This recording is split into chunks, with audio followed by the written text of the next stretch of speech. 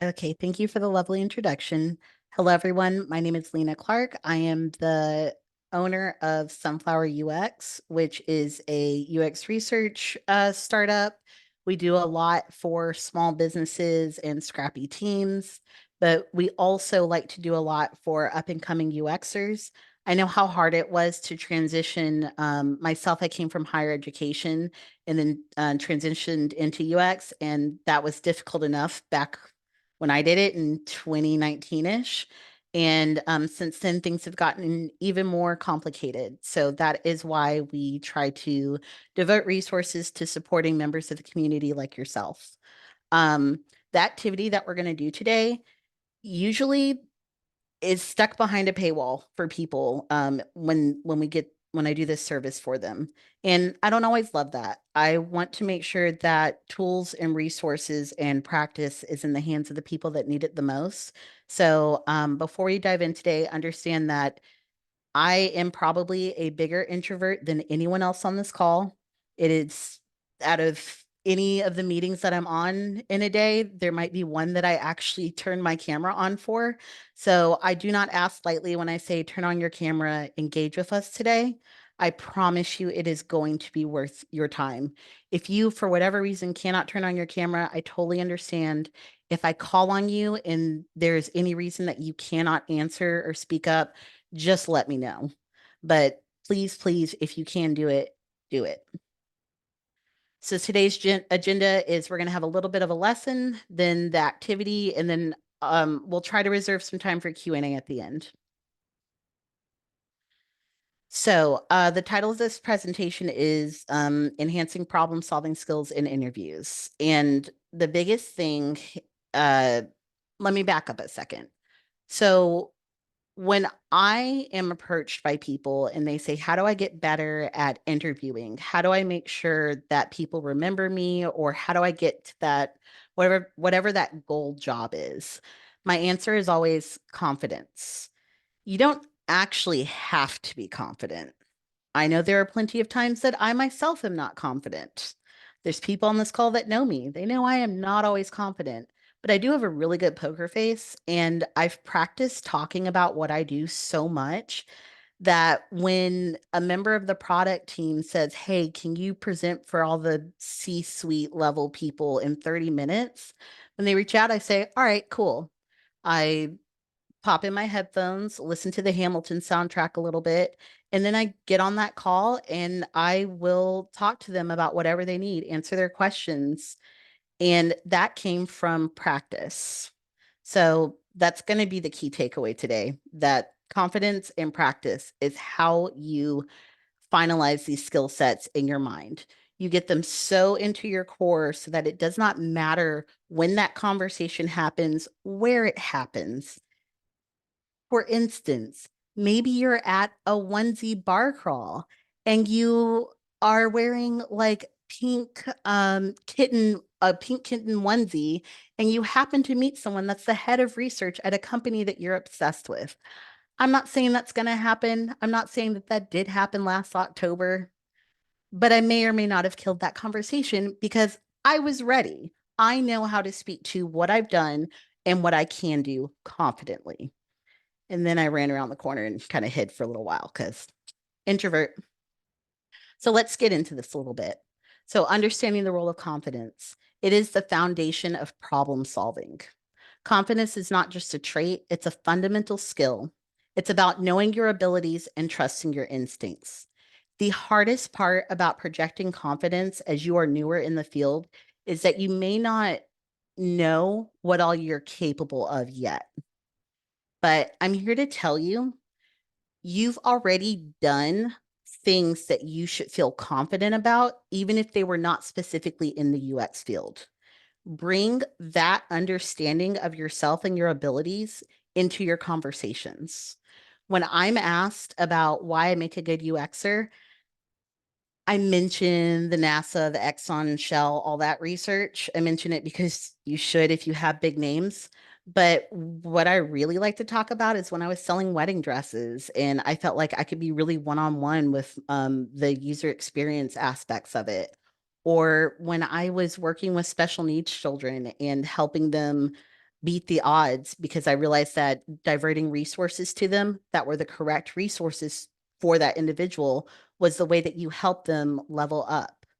So pull from your background, be proud of your background, and make sure you understand how to connect it to whatever your goals are for your future. So, building blocks of confidence and problem solving, knowledge and expertise. You have to have a solid understanding of what you're doing.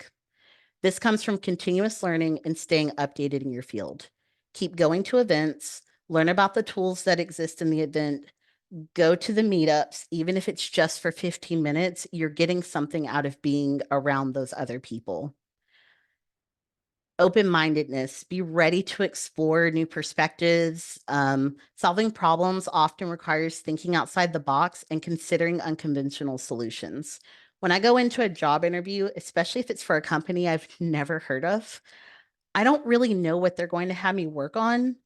But what I do know is that I am a very open-minded person. So as I start to get details, I can start kind of working my way through the information and have a really intelligent conversation with whomever's in the room. I work on a lot of foundational generative projects, meaning they have never existed before. And even with millions of dollars and all of these resources, they still won't exist for a few more years because that's how colossal these things are. I can't always be prepared for every scenario, but I can walk in with an open mind and my knowledge and my expertise. Quick thinking, interviews can throw the most unexpected questions your way. Confidence allows you to think on your feet and respond effectively under pressure. There have been times when I have been in a job interview and in the background, my dogs were freaking out or the fire alarm was going off, whatever. But thankfully, um, through the combination of noise suppressing headphones and a really good poker face, I was still able to be actively engaged in that conversation. When I interviewed at Google, the first thing they did was marched me into a little room. We walked. It was a lovely walk. Walked into a room. They set me inside of a webcam and they said, all right, the first part of your interview is with this person on the other side of the world. Talking to a person through a webcam when you just drove downtown and parked and you thought you were going to talk to people face to face, total curveball. Doesn't matter. That's what Google wanted to do. So that's what Lena did. Analytical skills, assessing the situation and breaking down complex problems into manageable parts is key. Confidence helps in making sound judgment based on the analysis. The number one biggest rookie mistake that you can make is to think that just because someone asks you a question means you have to give this like long, grandiose answer. There are so many times when I say, can we unpack the situation a little bit more? Let me ask a few questions. I'd like to give you an answer. I'd like to give you the answer that will actually be sufficient. Feel confident in asking more questions and taking the time that you need to form a complete thought. And sometimes the answer is, I don't know, but I'd be happy to figure that out for you. People don't like liars, but they do love people that are humble enough to admit when it's time to get additional information. Especially if you're on the research side, my whole job is to not know, but to go find out for you. So, how do you just really master all this? Practice makes perfect. Action builds confidence. Theoretical knowledge is important, but the only way to truly build confidence is through practice. Engage in mock interviews, solve real world problems, and seek feedback to refine your approach. So, a question for everyone on the call, and you can use the chat to answer me, or you can come off mute. When was the last time that you participated in a mock interview?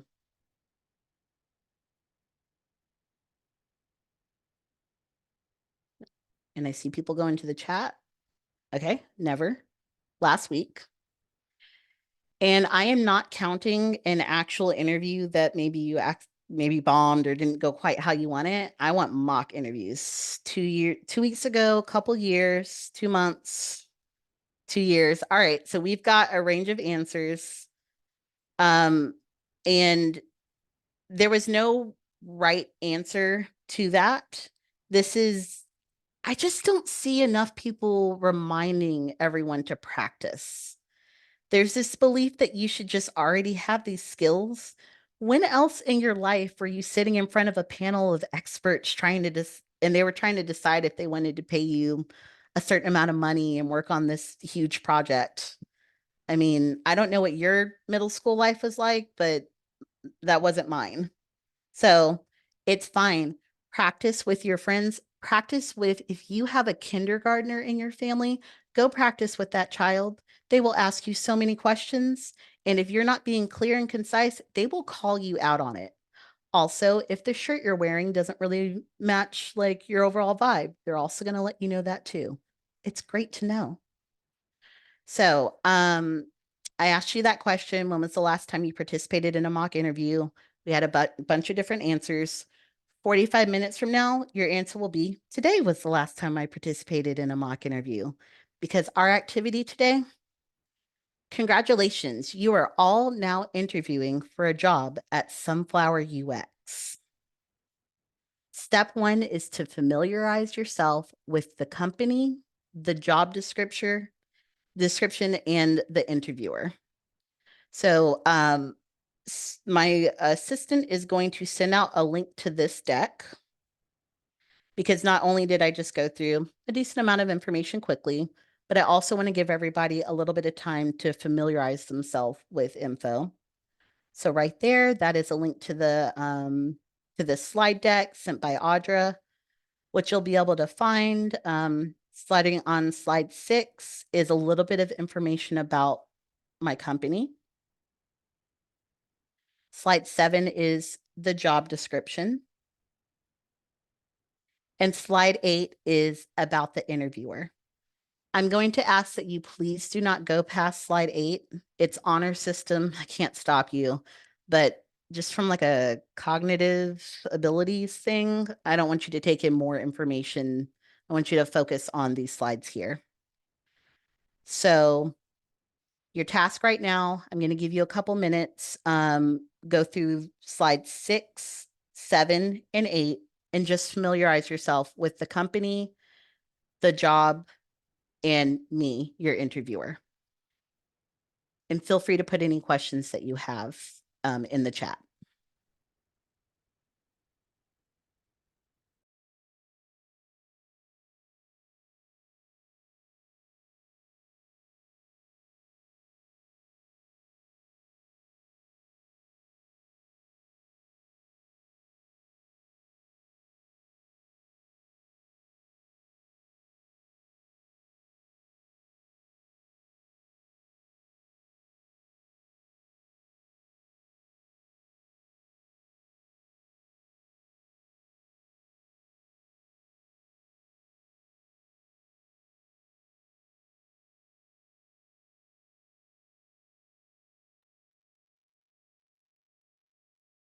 So I am going to, in the interest of accessibility, I'm going to read off the slides now. But I wanted to give people a little bit of time to also just take them in themselves. About the company, the Sunflower UX team is excited to support your next project. Projects of all sizes can benefit from the UX approach to problem solving. Our team is industry agnostic and experienced with everything from startups to enterprise. We are passionate about providing budget and timeline friendly UX support for B2B and B2C. We pride ourselves on supporting clients from across the globe. Does everyone on this call know what B2B and B2C means? David, can you tell us what it means? B2B is business to business and B2C is business to consumer. Yep, thank you. And can anyone tell me, let me see, I'm gonna call on the other David. What does it mean when I say that we work with teams from startup to enterprises? So my understanding of that is startups are companies that require some amount of funding from that are pretty new. And then enterprises are more established. They can run on their own finances without based on existing products that they may have that they currently sell. Okay.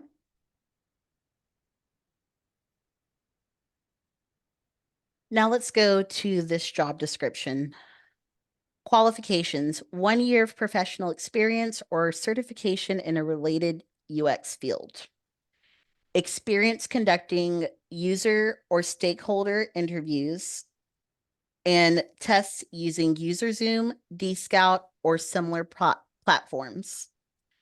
Experience interpreting quantitative data from Google Analytics. Ability to discuss, understand, and negotiate user needs with a non-technical audience. Responsibilities: work closely with product managers and business stakeholders to research and build usable, useful, and delightful experiences. Design and conduct qualitative and quantitative user research or support the researcher on your team. Develop user personas and journey maps, providing deep customer insights on gaps, pain points, and opportunities.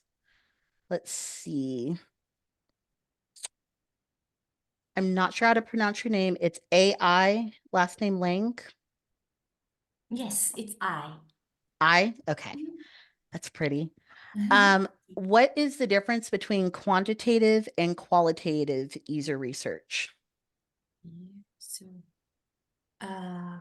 qualitative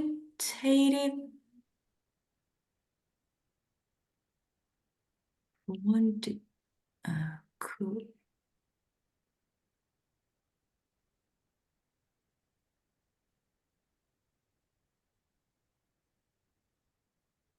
quantitative is that like how do I explain that?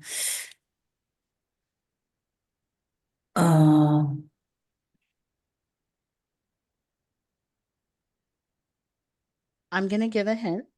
One of those has to do with numbers, and the other one has to do more with human sentiments and feelings. Do you want to take a stab at which one is which? So quantitative is the first one, I think. Quantitative is for numbers, and Yeah. qualitative is for Mhm. sentiments, is your answer? Yes. Very good job. Y'all, you know what's crazy? I'm literally an expert qualitative researcher. Sometimes when I'm like rattling through the day, I have to sit down and like remind myself, quantitative, let's count the quantities. Qualitative, let's think about the qualities. So there's nothing wrong with having to pause and remind yourself what something means, but do find tricks to keep it at least top of tongue. That was a hard question. Thank you for working through it with me. Yeah, thank you. All right, what other? In the job description, it says experience interpreting quantitative data from Google Analytics. Let me see. Any names I butcher, I am so sorry. Hamsini? Yeah, that's actually perfect. You Oh, got that right in the first try. Um, yeah. so yeah, when you see experience interpreting quantitative data from Google Analytics in a job description, what do you think they might be asking you to do? So essentially, it's quantitative data. So it's mostly like objective data. Like say, because it's Google Analytics, I would assume they may have a website and maybe how many people click click through the website or how many people click through. I mean, depending on what the product is, but they might be looking at how many people enter the website, how many people click, how long they stay, and mostly like objective and number oriented data. Okay, very good answer. All right, let's go to the about the interviewer. So, oops, I just realized my name's not on here. It's Lena. Expert UX researcher and instructional designer, design thinking workshop facilitator, equity inclusion advocate, industry agnostic, owner, research background, MPH from Texas A&M, BS in sociology from the University of Houston downtown. Everybody race to the chat. What do you think MPH from Texas A&M means?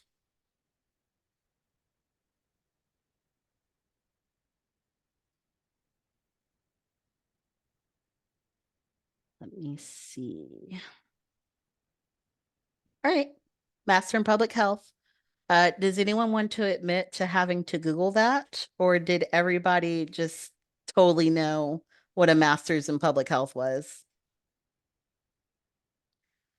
I will say, one little like side effect of COVID, although there were many, is that now people know what public health is. So my job has gotten so much easier on explaining what the heck my degrees are. Okay, so I promised there was a reason for going through that information with you. When you find out that you have an interview, or even if you're going to be networking with someone and you know what their name is, go dig a little bit about what their company is, what their values are. Take the time to understand the job description, and then learn a little bit about the person themselves. So if I'm interviewing you and you can talk to me about public health or sociology, especially in Houston, I'm going to remember you. I could be conducting 10 different interviews, but we just made a personal connection. Find a way to connect with that person. I have on here that I care about equity and inclusion and that I'm an advocate for it. So if you can bring up regulations, or heck, even call out something on my website or my presentation that I did that doesn't meet accessibility standards. Oh my goodness, do it nicely though, because it's been a long day. But if you can do that, now we're having a much better conversation, and you are showing me that you have a mastery of different types of information, or at least the ability to gain new information. All right, so now let's get into the fun part. We're all friends here now. Everybody's still on the call, so everyone understands that I'm going to be calling names. Let's get ready. So when I call on you from here on out, I'm going to ask you one general interview question. You do not know what it's going to be. I will ask you first if you're on the design side or the research side or the content strategy side. That doesn't count as the question. That's just making sure I can ask you the right question. If you're undecided, that's totally fine. Just let me know. I see people dropping off. And then you're going to have one scenario-based question as well. So I am going to give you a little bit of time to familiarize yourself with the scenario, and I'll let you know what the scenario question is ahead of time, because I am not evil. I'm strict, but I'm not evil. Huge difference. The scenario. I am trying to hire new UXers to help me develop a mood tracking app. The way the app works is that as the user interacts with a virtual sunflower, we can then interpret your mood and give you a mood analysis based on how you interacted with that virtual sunflower.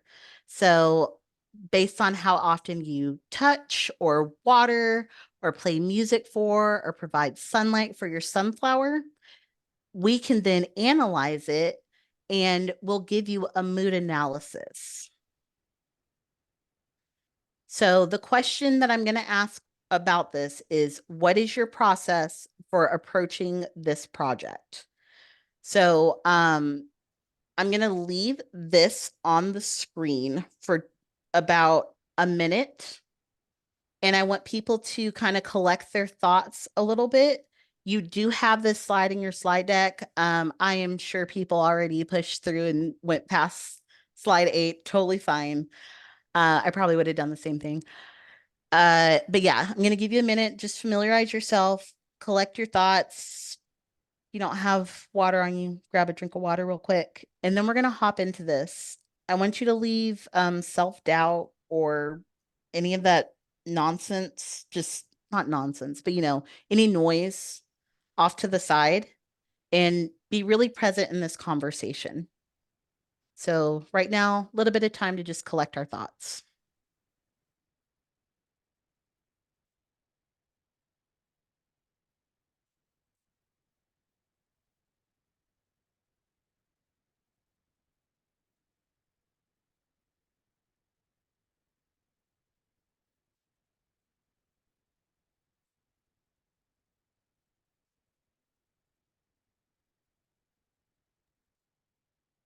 Okay, the qualitative researcher in me has to do this. Drop an emoji to let me know how you're feeling as you anticipate me calling on you and asking these questions. Honest emojis only.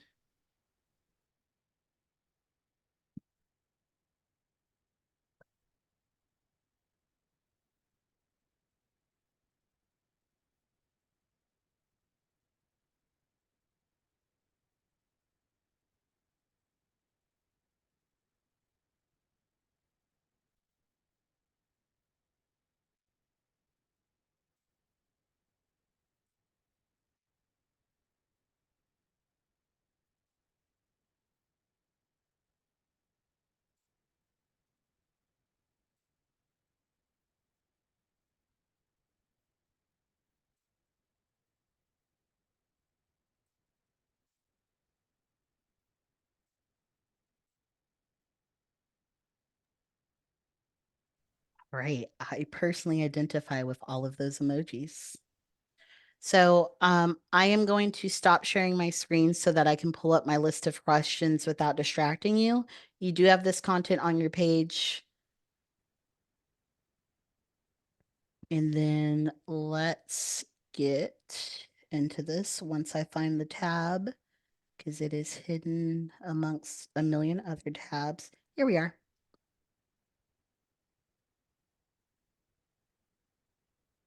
Yeah, let me do this view. Okay. Roland, are you able to come off mute and chat with me? Yeah. Awesome. Are you researcher, designer, content strategist, undecided Designer. designer, right? First question, describe your design process and what methods you follow. Uh, so in general, in my job or processes here, we get the research, personas, user flows, and from our research team. We try to research the company in general to understand what they do. We listen to, we're part of the stakeholder sessions to understand, you know, what the company's problem is, what are they coming to us for? How can we help them?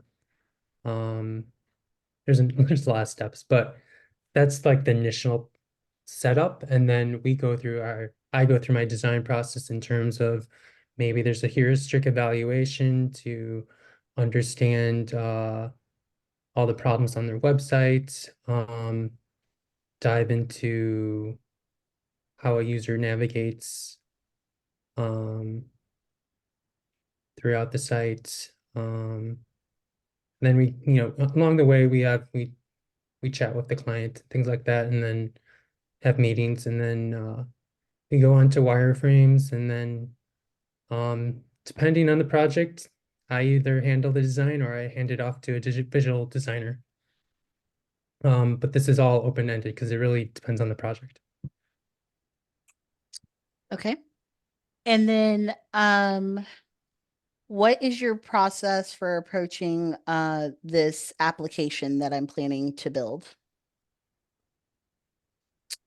I would need to understand who your audience is, What what question do you have about my audience? uh what I would say um what type of how to say it So I'm going to help you since you're the first one to go, which is such a hard spot. And I thank you for being so willing to do it.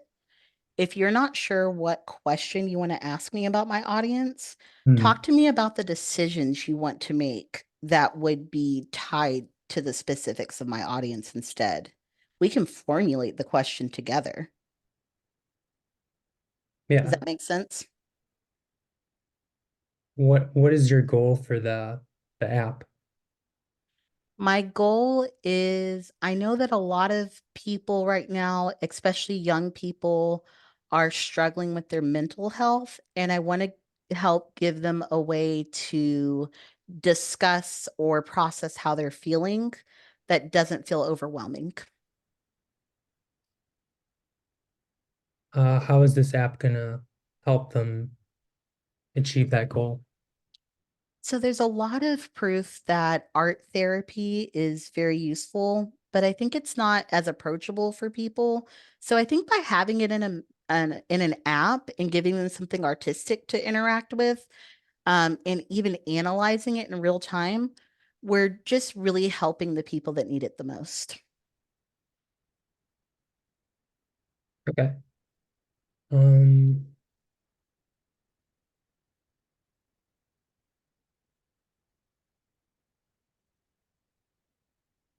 let's see.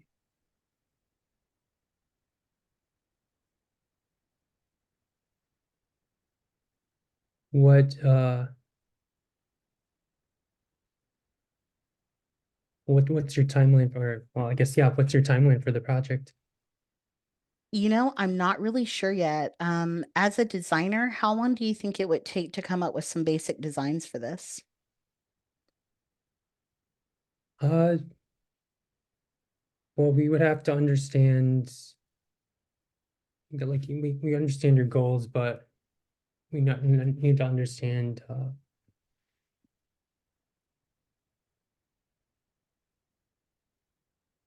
You're going down a good path. What do I need to understand? you know, how you know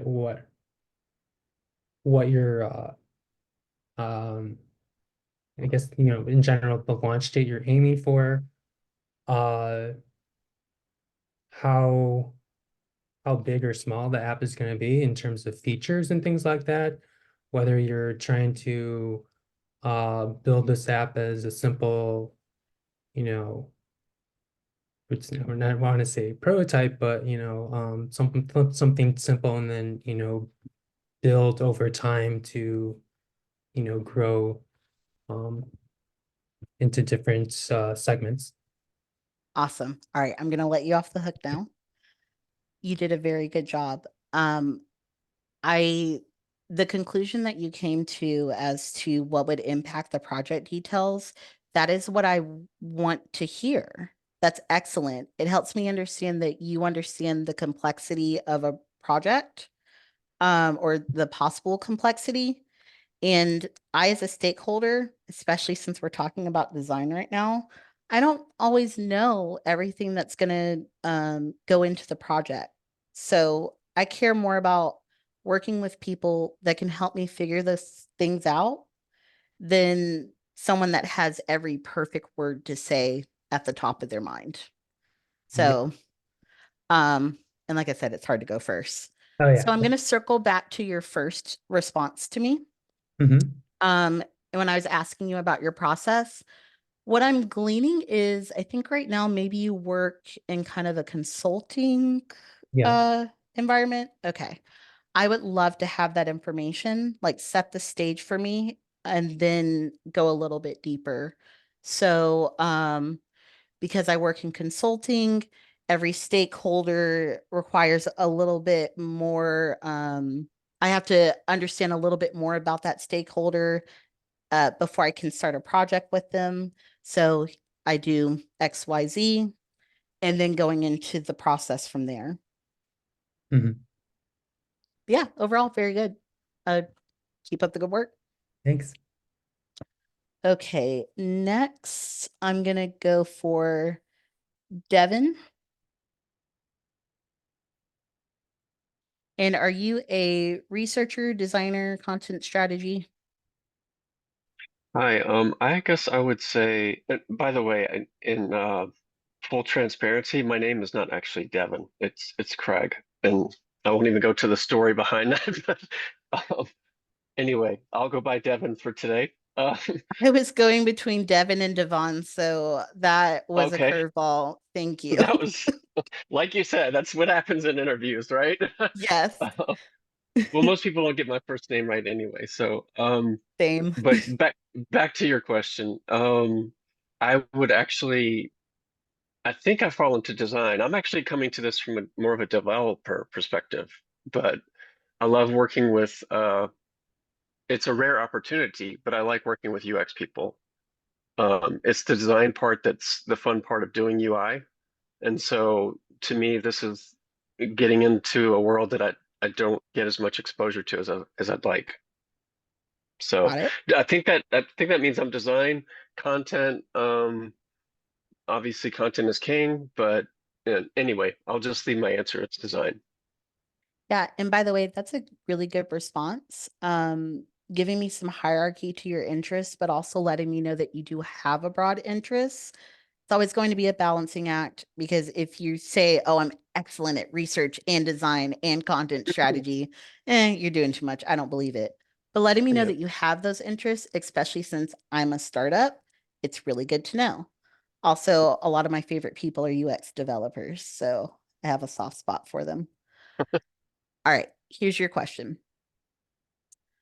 What is your approach to making websites and platforms accessible to all user groups, including users with visual, hearing, and motor disabilities?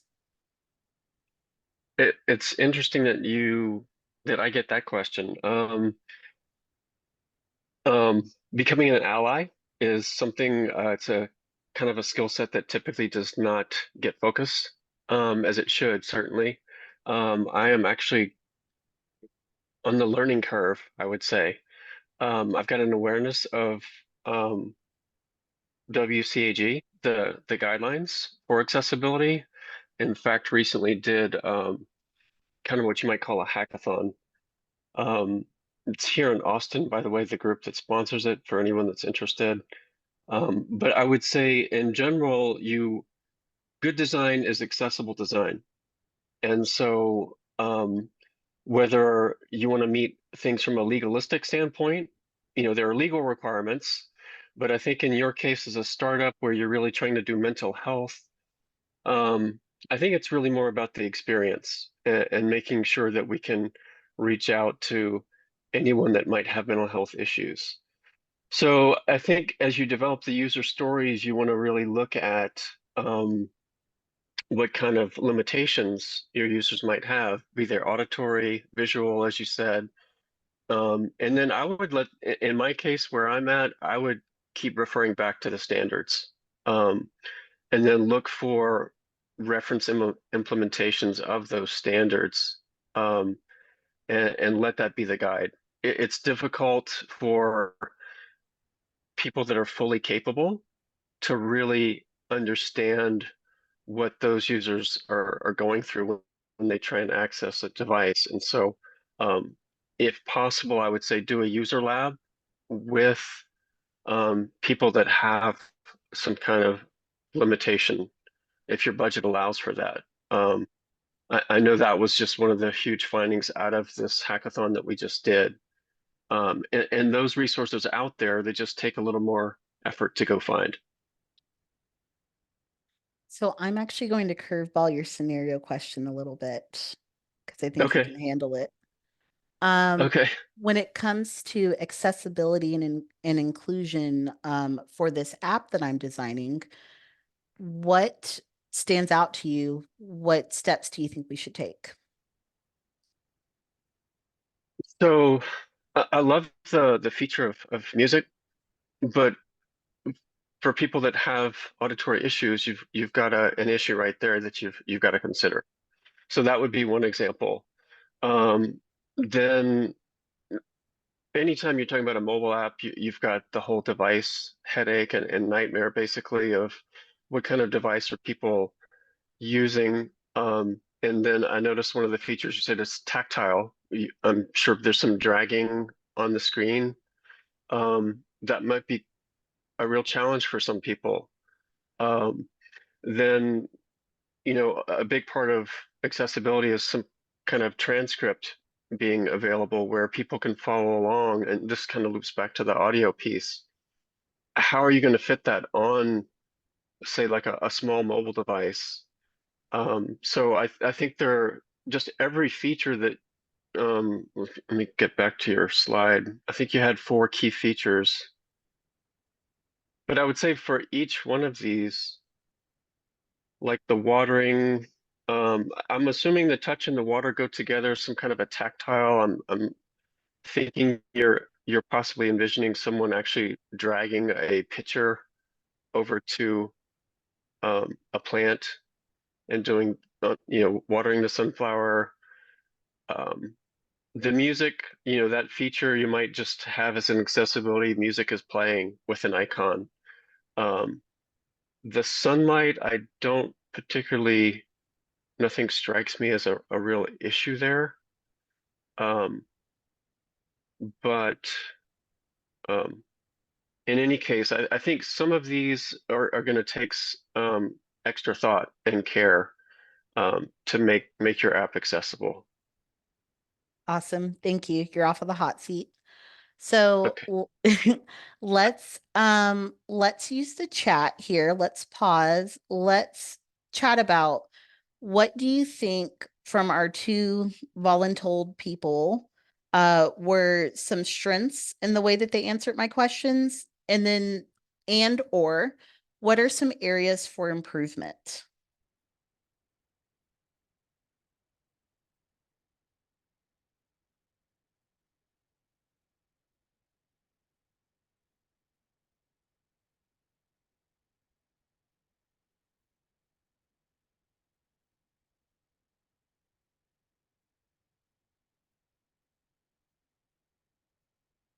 And while y'all are thinking of those, I will say that for both of you, I love that you pulled from your relevant knowledge.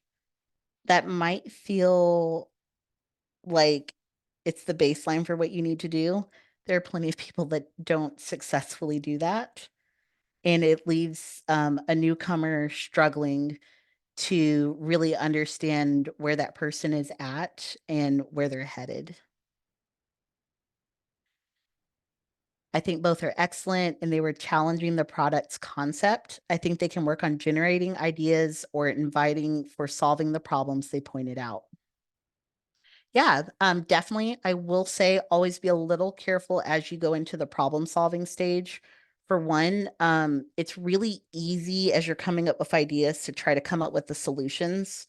Focus more on the pathways to those solutions so that you're open for whatever happens during user research.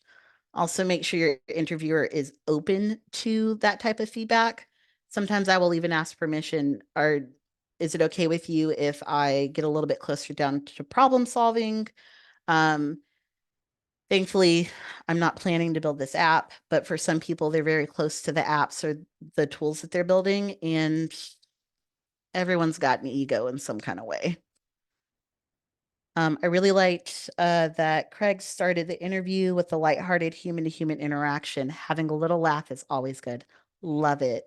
My goal whenever someone talks to me, especially in a professional setting, is that they feel like they just took a shot of tequila with me. Or possibly whiskey if they're like a CEO. It just kind of depends. So yeah, that human interaction, we're all human. It's going to help you really remember the people. Strength, giving real world examples and referencing professional group work. Yep.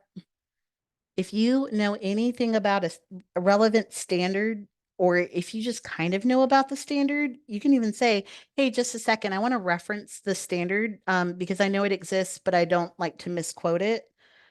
Awesome. Yes. Use your skills. Excellent. I liked how personable they both were and agree that talking more about the process over predicted outcomes would be helpful too. Yes, excellent job being personable. If I were to make a hiring decision on either of you, I would at minimum want to continue my conversations because I feel like you're people that I could talk to during like the stressful reality that is product development. And that's awesome. The last thing you want is for someone to say, I can't stand 10 more seconds talking to this person. Okay. So we were able to do a little bit of a vibe check there. I love this feedback. So now that we've had 2 people go, I'm expecting whoever goes next to really knock it out the park. Ying, are you able to come off mute right now? Yes. All right. I'm assuming I should ask you a UX research question, correct? Yes. Why is UX research important?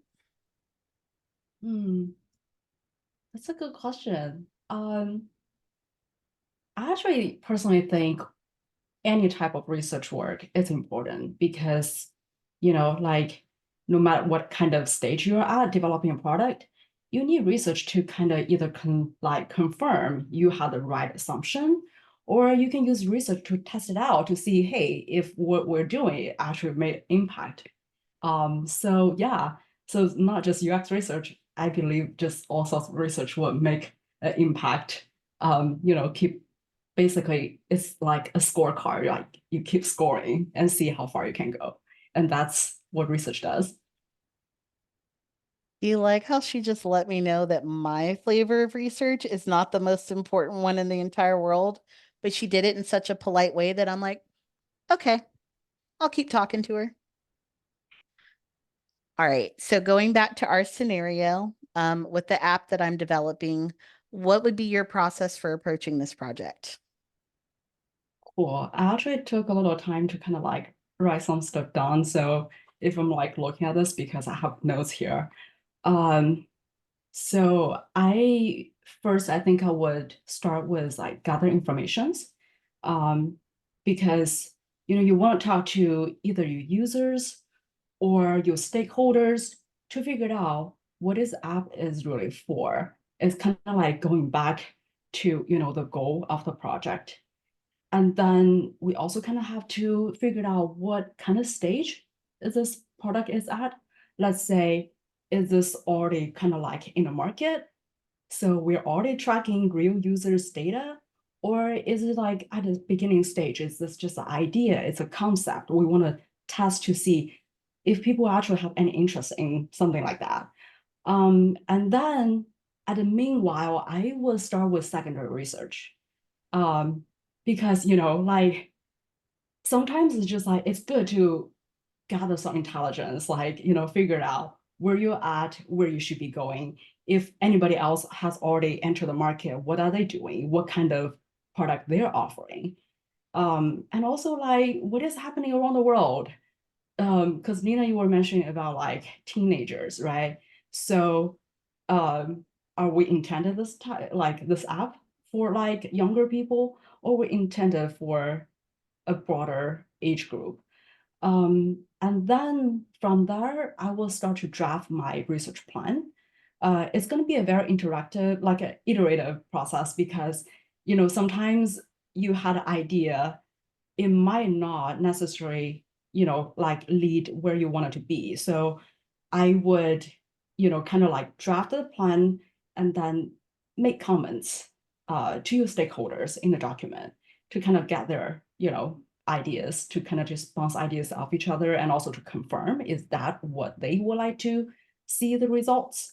And then based on that, I would also come up with, selecting the most appropriate method given the time and the budget. Also decide on the sampling frame, because we want to talk to the people who are actually going to be using the product if this is something we're just in the developing stage. And then also have a data analysis planned beforehand, before like collecting data, because you want to know if the questions you design will actually help you answer, like overall, like to reach a goal.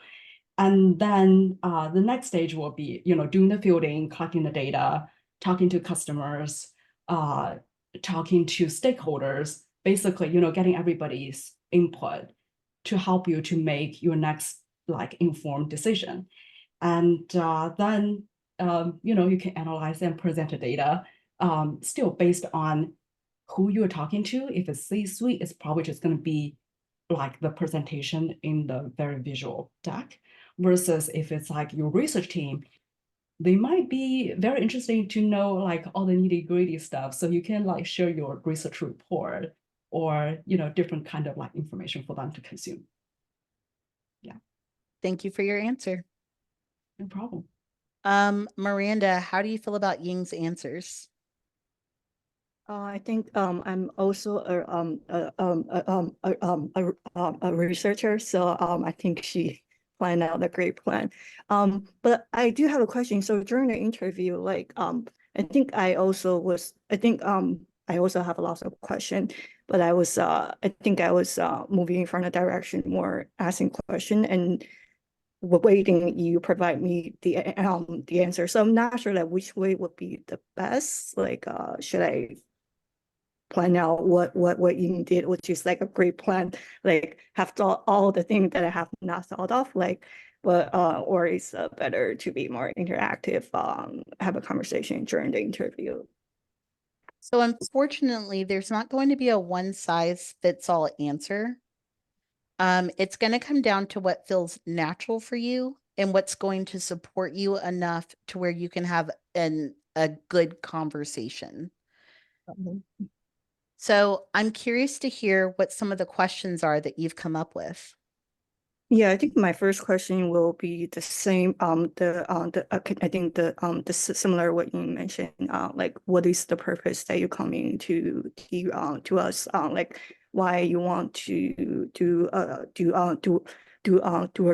research, and also like what like what stage are you already in? Are you already in like prototyping, or are you still figuring out what type of interaction? Are you trying to figure it out? What is the part of the part of market fit? So I think that will be my two top question, and then narrow down from that question. Okay. So to answer your question, I've done enough exploratory research to understand that there are people that are interested in a type of solution, but I have not actually tested this solution with any groups yet. I did speak with some mental health professionals, and they agreed that there's the potential for this being a useful tool, but we just haven't had enough manpower to actually conduct any more research. So research, are you meaning, do you want to,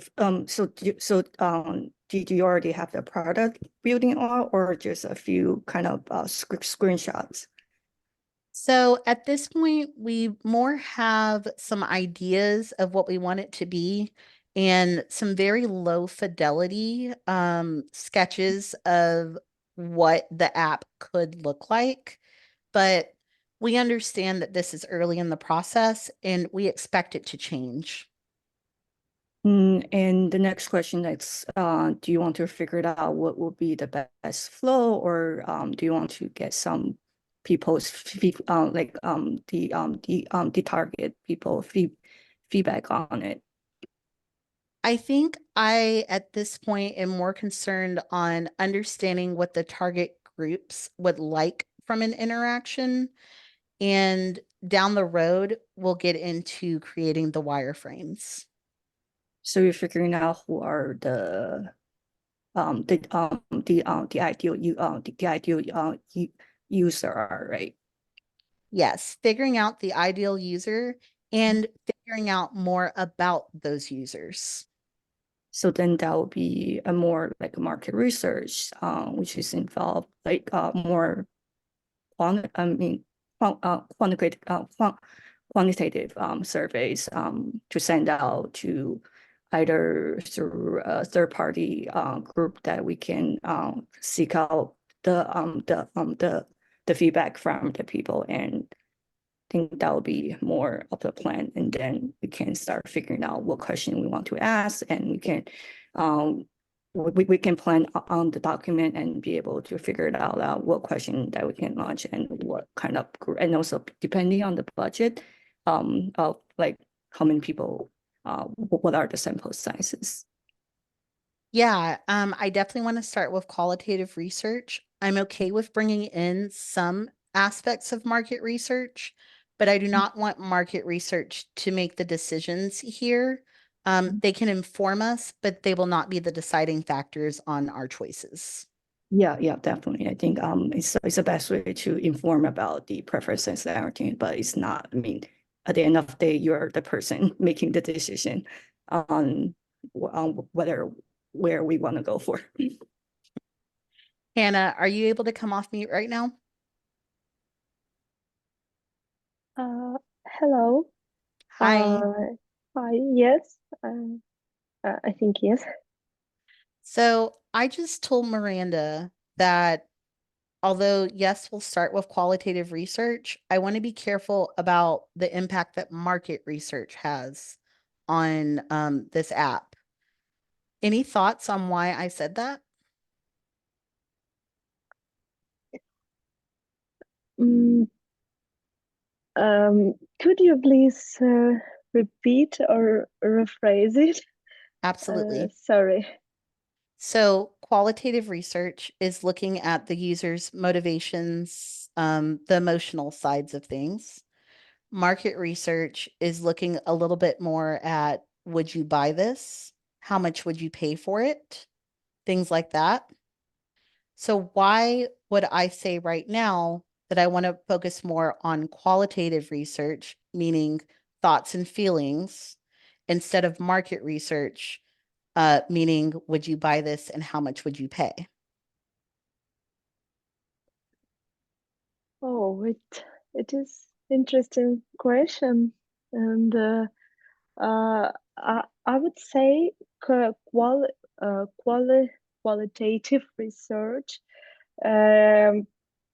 When you interviewing people and they share their thoughts, their fears, problems, this really could help to find their pains, so why they will need this app, and their goals.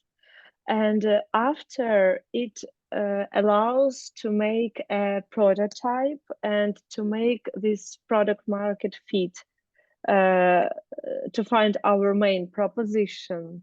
So what will be our features, how this app will look like.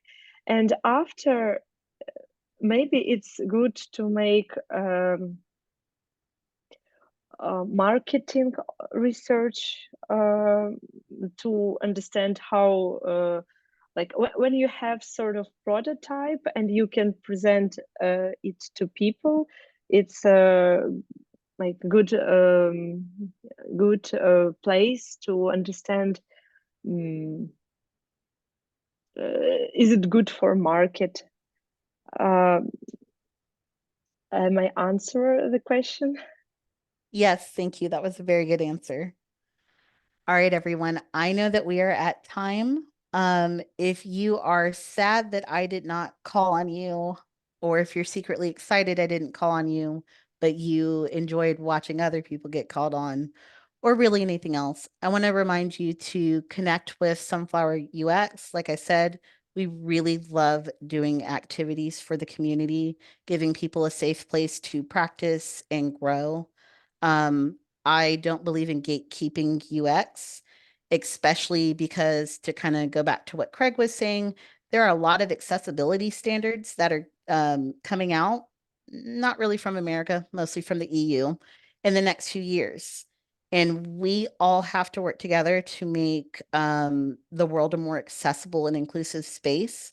And the only way that we can do that is if everybody is confident in their abilities, continuing to learn skills, and putting themselves out there so that we can do this work that I hope y'all are as passionate about as I am. So if you have questions, comments, or concerns, please feel free to reach out to me. My contact information is at the end of the slide deck that I sent you. I'm going to also share the screen. And yeah, if anyone has questions, if it's okay with Cindy, I'm all right sticking around for just a couple more minutes. But if you need to drop, totally understand, and I hope you have a good afternoon. Yeah, thank you so much. Does anyone have any questions? I'm happy to stay for a little longer too. Oh, may I ask, as a more like UI UX designer, I uh, I didn't have opportunity to do a lot of research, only partnering with research team, and I'm really interested what is right process for last question I was asked. What is right answer because I am not proficient in it. And thank you for this opportunity and Yeah, first this event. I thought you did a good job answering it. Especially because it was a weird question to receive. Like it wasn't similar to any of the other questions that I had asked, and um it was the result of a conversation that wasn't planned as well. So, something that's common is that people are more familiar with market research because it gives a more direct answer, and it has to deal a lot more with the bottom line financially for a company. However, when you are doing user experience research, you cannot be focused solely on what you think the cost is or what you think people will pay. It is important to understand those elements if you're honestly higher up at the top and making financial decisions or allocating resources. But as the researchers and the designers, it's good to ask those questions about what's in scope, like what are we targeting? But when you're talking to your users for the first few times, don't ask them how much they're going to pay for something. They don't know. They'll give you an answer. They don't mean it. It's the number one way to make your product fail. Um, Apple did not ask people before they made the iPhone. Thank you. Okay, the next hand I see is Hamsini. Yeah, you're right. No, I think in the midway through your presentation, I think you mentioned, like striking a chord with the interviewer. But I've tried this. I think I've had more success in having these organic conversations while I'm just networking or on a coffee chat. But sometimes I feel, is it too informal for an interview? So I have tried to, slip it in or try to make it more, personable. But it's definitely like I don't know. I feel like I'm walking a tightrope there in interviews, and that's something that I struggle with because yeah. So I just wanted to know. Um, I mean, obviously, I think there's no real answer, but I mean, I guess it's just that it's a gray area, and I guess it's very much um at the end. I mean, that's what I realized after bombing a few interviews that it's very much dependent on how you interact with the interviewer and if the interviewer should like ends up liking you, etc. Or or also your answers matter, but also the other biases come into play. Yes, and I will never undermine the way that biases can interact with things. Full disclosure, everybody, I'm a Black woman living in the South. It's actually why I'm nomadic, so I don't have to spend as much time down here. So,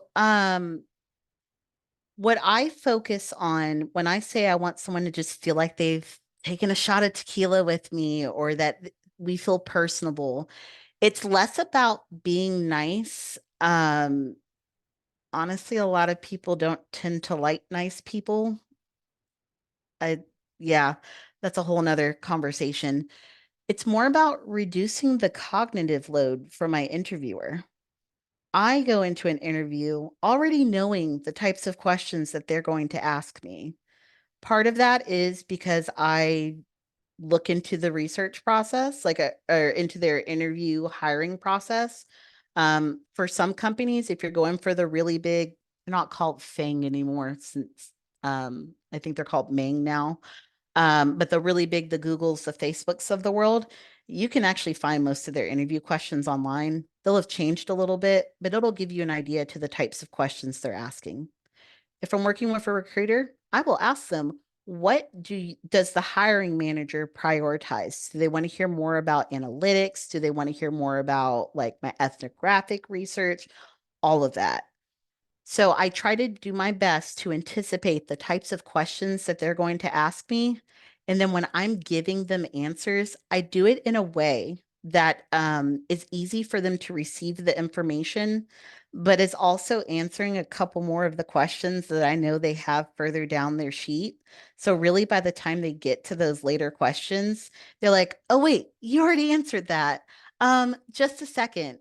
And it's not the same boring conversation that they have had 5 different times today. How draining is it to go through a list of questions with a person and they just give you like a short answer? And now we're moving on to the next question. And now it's a short answer. That's not how you talk to your friends. It's not how you talk to your mama. It's not how you talk to an interviewer. Try to reduce their cognitive load a little bit. Don't try to manipulate. Don't stress yourself out planning. And then they're going to ask me this. That's not going to work. But instead, realize what they're doing. Understand they may have not been trained to even interview people. The majority of the people interviewing you were never trained to do that. And that's how you make them remember you and feel a little bit more personable because you walk into the room with that empathy for where they're sitting. It can feel weird because empathy for them, their bills are paid. But taking that step back in my mind is something that really made it easier. Also, one last point, that person conducting the interview, they are not better than you, they are not smarter than you. A lot of people that are in high ranking positions are there because they had the right friends or they went to the right schools. So walk into that room with some confidence, understand that they cannot look down on you. And if they are looking down on you, you don't want to work for them anyways. I think Krish is the next hand that I had up. Yes. Thank you so much for taking your time and answering these questions. Appreciate that a lot. My question was, how do you get over that interview anxiety? Because you might be prepared for the interview and oh, you're feeling confident walking into an interview, but you still feel that anxiety and that stress. How do you get over that? Rely on your support system. So yes, I actually own 2 startups. But I also have a day job at a traditional fintech company. It's not hard to figure out which one it is. Stop me on LinkedIn, y'all. And this is actually my second time working for them. And knew a lot of the decision makers the second time around, for this more recent contract that I'm doing. And I had prepared for a couple days. I'd spoken to people that had worked in that position in the past. I knew what to expect, all of it. I woke up that morning and I was trembling scared. My anxiety was there.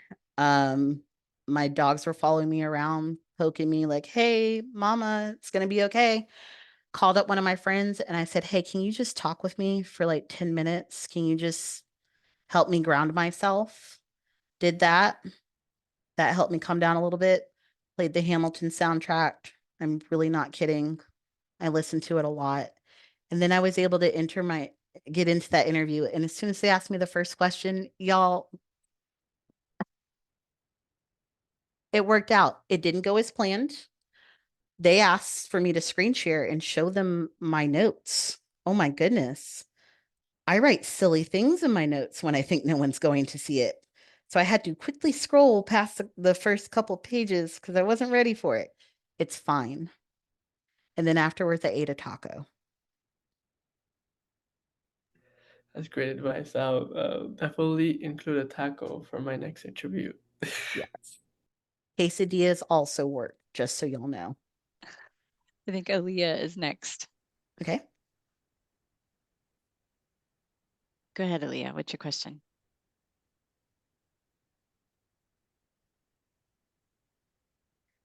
Hi, sorry. You speaking of answering questions, before the interviewer asked them, you kind of answered part of my question about how to orient yourself when you're not talking to someone in the field yet. Because I feel like it's always way more fun.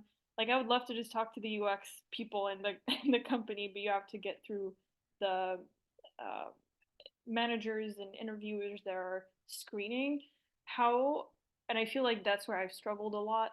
Um, how do you not come across off as like I'm just trying to show you all the things that are going to tick the boxes for you in your sheet as a manager and try to get you to think I'm going to be a fit for the team? Because I have interviewed people at my company and yeah, I was never trained. I don't even think I was supposed to be interviewing people. So I'm like, how much do I need to know about a typical hiring manager? And then also obviously asking them what you said, what do you care about the most? Because obviously I think that's an obvious one that I never thought of, but yeah. So, a shift in perspective, if I may, it's less about ticking off boxes. It's more about understanding the elements of your personal story that that person needs to understand. Each of us brings something a little different to the table, which is beautiful, excellent, wonderful. We have to be able to communicate in a very smart way what it is that we bring to that table. So if you're focused more on telling complete stories versus checking a bunch of boxes that you can't even see, it's going to free you up to have those more engaging conversations. Now, as far as you just want to talk to the UX people and, if it's a smaller company, you can actually ask, "Hey, can I chat with a member of your UX team?" You can ask at a larger company, some of them will say yes, but just say, "I really want to understand a little bit more about how the team works and the projects that they work on. Is there somebody that you can put me in touch with?" A lot of places will say yes, because at the end of the day, hiring a new person is incredibly expensive and they want to make sure that you are going to be a good fit. If somebody is willing to even share a couple emails with you or hop on a quick call with you, and you can have that more organic, low stakes conversation, then it's going to give you a leg up on deciding if you're the right fit for them and they're the right fit for you. Okay, thank you so much. That's a really interesting perspective too, because yeah, when I have interviewed people and not being trained, I feel like I was trying to perceive who they are as a person instead of the credentials, and maybe that's kind of a hint that that's maybe what other like real hiring managers probably do. So yeah, thank you so much. So usually the people that are trained to conduct interviews, what they're really trained to is a predetermined set of standards, probably a grading rubric that the company has developed. And they have a little bit of leniency because, of course, no two departments are exactly alike. Once I found out that people, at least at the more established companies, probably had some type of rubric that they were working off of, it made it easier for me to break down information. Um, and it actually ended up netting me jobs that paid much higher salaries with more resources as well, which was just a nice perk. I think Craig is next. Hey there. So, I just before I didn't want to just kind of spam links. And maybe this is more appropriate for the Slack, which I'm gonna definitely go join after this excellent session tonight. Um, but if it's of interest, I can post the link. I made a reference to an organization based here in Austin that does accessibility training. I've got no affiliation, so there's no. This is totally me just trying to share resources. Or I can I just do it over in the Slack. Yeah, I openly absolutely. encourage everyone. Sorry, Cindy. Yeah, no, go ahead. Share it here, share it in Slack. Is it Knowability? Oh, yes. Yes, it is. Yeah, they're a great organization. Please share. Everybody should Okay, know I'm about gonna, them. okay, cool. Let me just pop it in real quick here. I thought I saw, oh, I'm sorry, Craig, was that, did you have anything else that you wanted to mention? Nope, I'll let somebody else go or, yeah, thank you. I thought I saw another hand up, but I don't see it up anymore. Anybody else have a question for Lena while we have her? We have about less than 10 minutes left before I have to go.